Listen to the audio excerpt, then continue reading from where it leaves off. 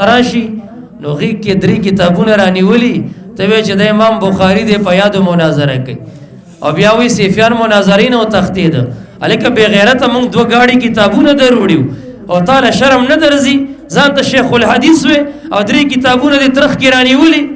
او بیا د مناظرې ځای یو ټاکلی شوي ته په بل ځای ورخیږي او چې بیا راشي لکه د ګوګشتو پیزار کې ولاړې چې اوس په کومه لاړ شم بر وخیږم که ځمکه وشوي وردن نه شم او که واپس لاړ شم هر چا سره وایه خو موږ صیفیانو سره یې مه وایه ما عرض دا کولو چې د نبي اکرم صلی الله علیه وسلم په محبت کلک شئ کلک پې ودرېږئ که عوامو چیړ چاړ کولو نو هغه عوام دي تاسو عوام یې په عوامي زبان باندې پوهې کوي او که مولیان یې سویل نو ځوانان لرئ داسې مولیان دي چې پاکستان کې الحمدلله تحدیث بن نعمت په شکل وایو زمونږ مخې ته مولا نشي راتلی ګنې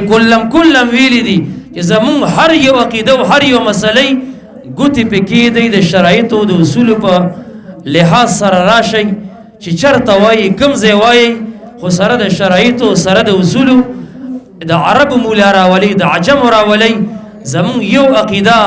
باطل او خرابه ثابت کوي مونږ به د میډیا په وړاندې غوږونه نیسو توبه به وباسو خو څوک هم غاړه نږدي و نه یې ښودلی شي ورته پته ده چې دا حق پرست خلک دي د دې استادان حق پرستو د دې پیران حق پرست دي د دې پیغمبر غیرتي و د دې خدای غیرتي دی الحمدلله مونږ هر میدان ګټلی دی او ګټو به وما